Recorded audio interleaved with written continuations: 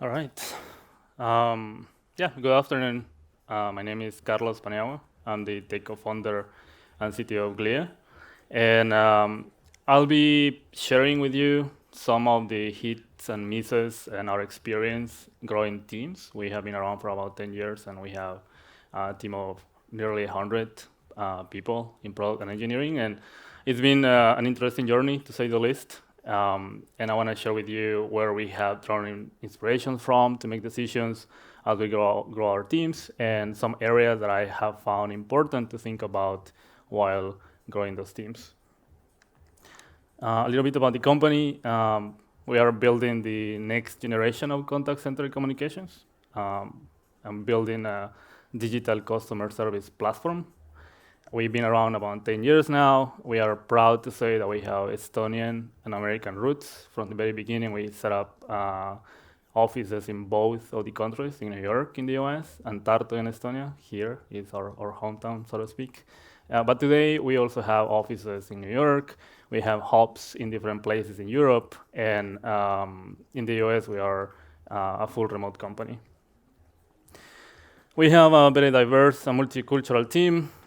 Exhibit A from the founders, we have some diversity baked in, but that is something that we value highly. And we have multiple nationalities and languages represented in the company. And I feel like that has given us a true advantage in building a good culture in our company. We recently raised a Series D round on investment, and that put us over the $1 billion valuation, becoming the 10th unicorn in Estonia. We are growing quite rapidly, and casually we are hiring. If you are interested, or this kind of makes you intrigued and curious about us, please reach out. We have some members of the team in the purple shirts. Don't be shy. We are happy to share with you what we are doing. All right. A bit of context about the organization and how it looks like technically. As I said, we are a DCS company platform for the enterprise. And I think that is important to mention because there are a few nuances that we have taken into account when we are building an enterprise platform. Security, compliance, reliability, uptime are quite crucial.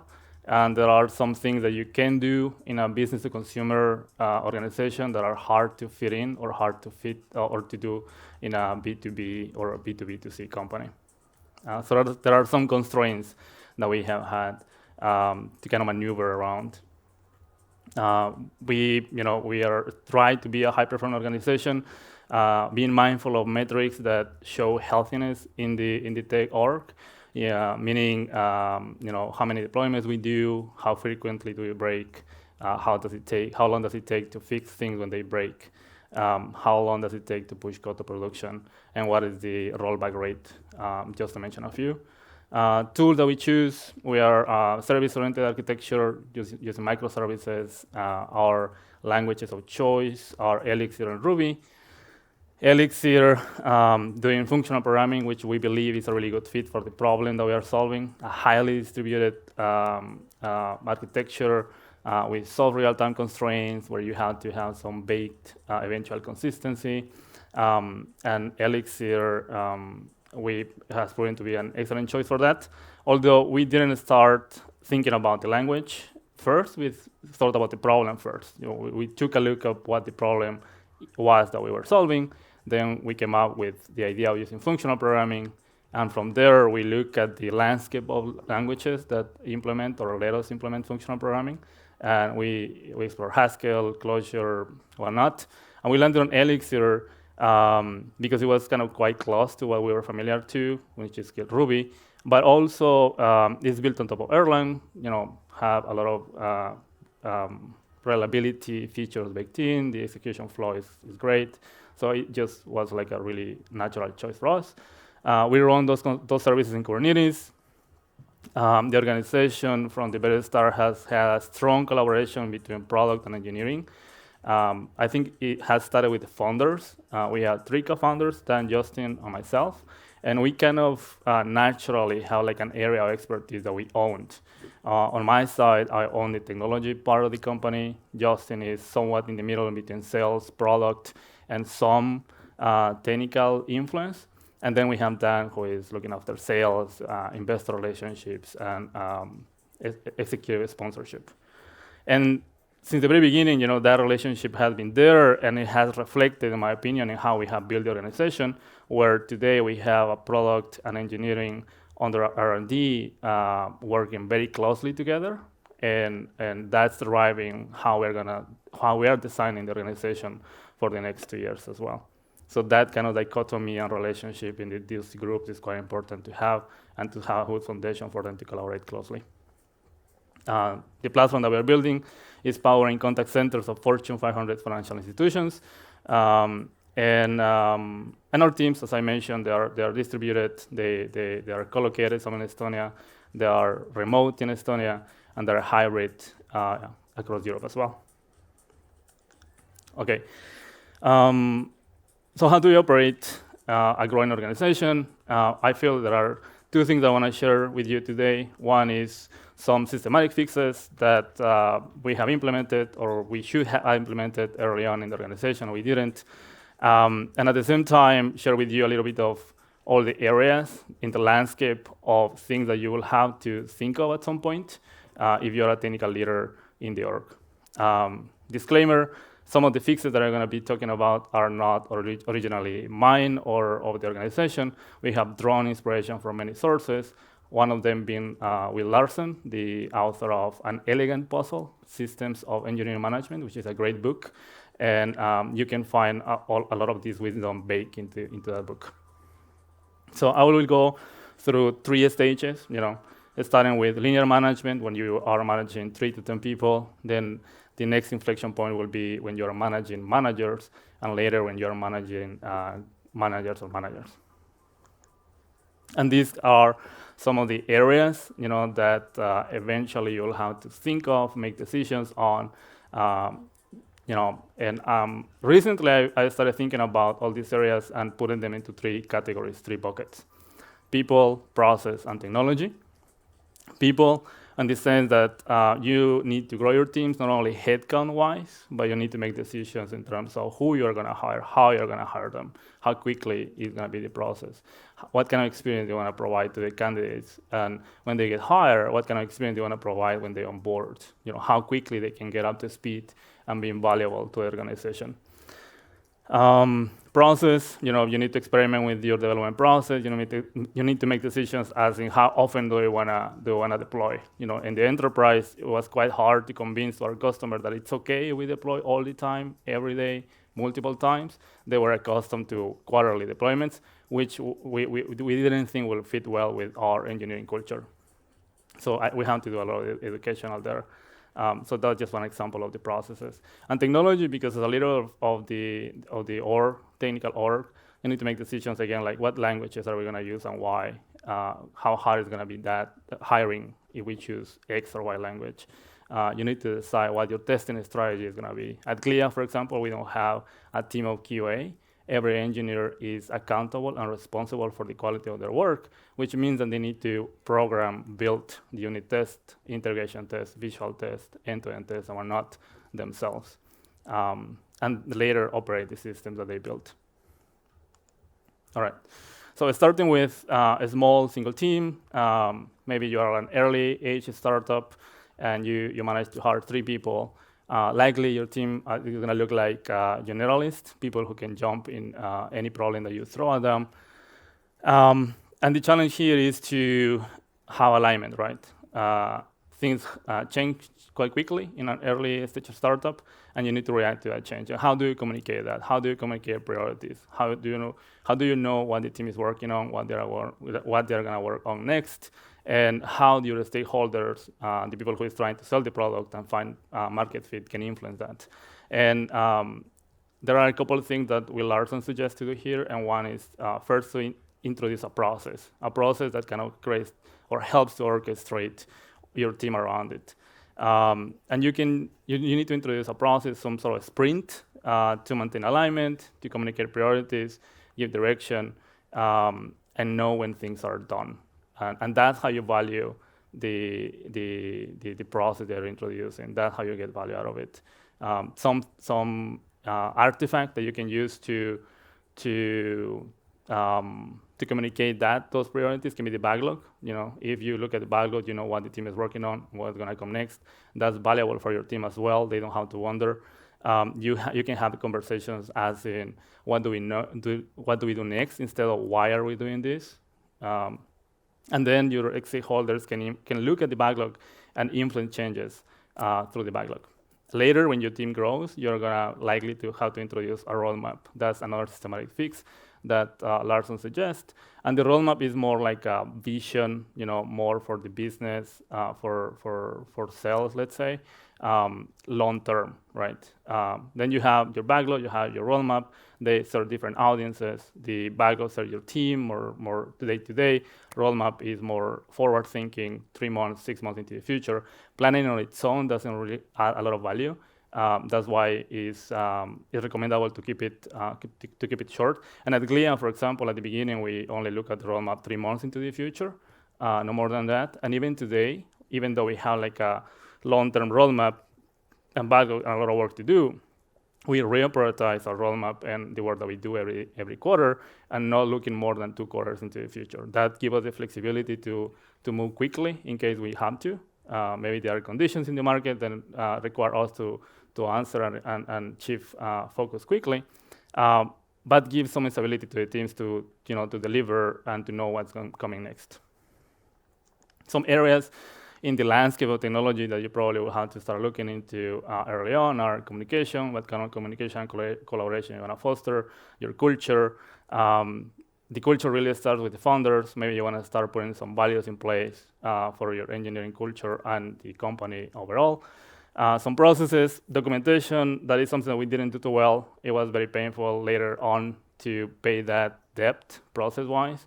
There are some comparison about adding documentation later on, as in adding unit testing later on, how hard it can be if you already have a product running and later, 3 years later, you're starting unit testing. It's a pain in the back. And adding documentation is the same. We have a lot of debt that we have to pay very quickly, and arguably create a lot of friction in the organization later when we have clients and integrators trying to use the product that we built.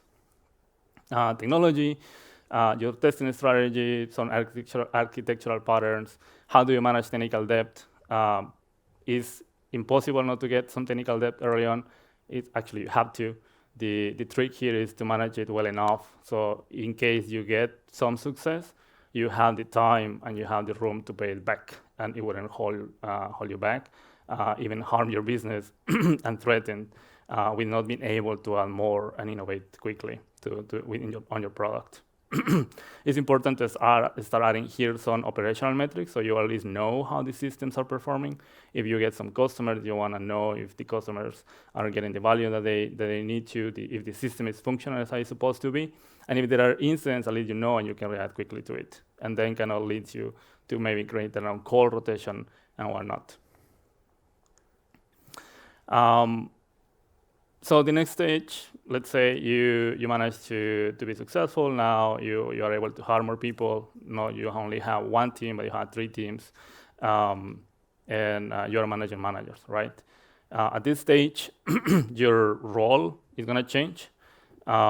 You are being a bit far removed from the day-to-day, from coding, if that's how you value the influence that you have in the organization. Now you have to rethink completely that. Now it's not about how many features you are going to code, but how you communicate context to your team about what is important, how do you keep them aligned, how do you keep them effective. And that can be, at least for me, it was a hard shift to make. I still have the idea of measuring the value that I added by looking into code reviews or maybe coding things myself. And that was wrong, right? You have to realize that your role is completely different. It's essentially coordination and alignment. There are some systematic fixes that are recommended at this stage, at this inflection point. So far, you have sprints, you ship a specific cadence that comes out for your team and your business. You have a roadmap where everyone can look and see what's coming up in the future. But how do you keep the scope of the ownership of that roadmap divided into the 3 teams, right? One way is creating vision documents for those teams. that is something that is really hard to do. Arguably, we did it at Glia, and it created a lot of confusion, a little bit of pain. We did it a bit too early in the early years of the company. Later, we did it a bit better. But it's really hard for the teams to have those hard conversations and say, okay, we're supposed to own all this much together. Where do we draw a line, and why do we draw a line that way? And your role as a leader is to facilitate those conversations. Later, as you get into the habit of exploring teams, that is going to come more naturally, more easier. You can even establish playbooks to create those vision documents. That is something that we are starting to do at Glia because we are growing quite rapidly, but it's still some way to go.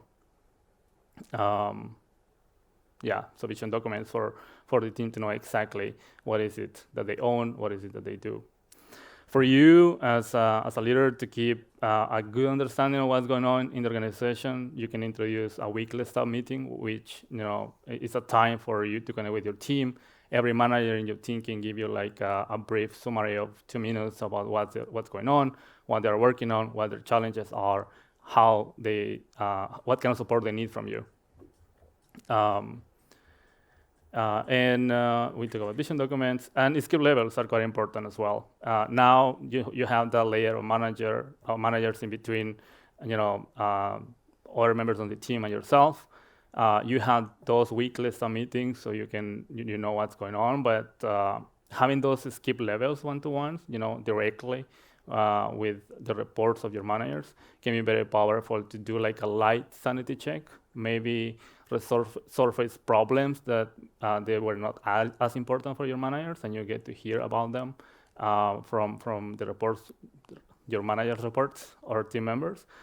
So they can be very powerful tools as well to have like a complete picture about what the organization is doing and how well they're doing, the conflicts that are, the issues that are coming up, the blockers that they have in order to deliver value to the org.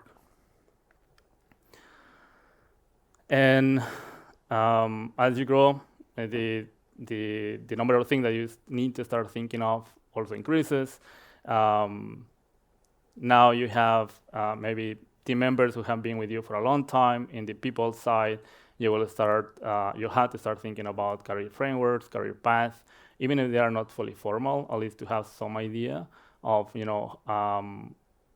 what kind of levels you have, how do you promote people, what kind of salary bands you will have, and this is really a lot of work. And there is the idea that you can look at what other companies have done, and we did that. It didn't work very well because it wasn't tailored for the kind of organization that we are. It is okay to draw inspiration from other places, but at the end of the day, your organization has its own culture, its own people. You have shaped it as a leader, and you need to tailor the frameworks to take care of your people to the needs of your team. So if you are thinking about just copy-pasting what Google does for the career frameworks, that's not going to work very well. And if you pull it off, great for you. It didn't work for us. Right now, we are doing a lot of work defining that framework that is ours, that we all co-create. And I think the results are going to be pretty good. Everyone is a lot more engaged than they were before. On the process side, there is something that is important to consider. When you think about how you add value to the org, you want to create. You don't want to have project teams. You want to have product teams. Where the team is not just delivering features all the time, but they are working for a long-term goal to add value to the business. On the process side, postmortems and on-call are quite important as well. At least in our business, as I say, it's an enterprise platform. The expectations in terms of quality, reliability, resiliency are pretty high.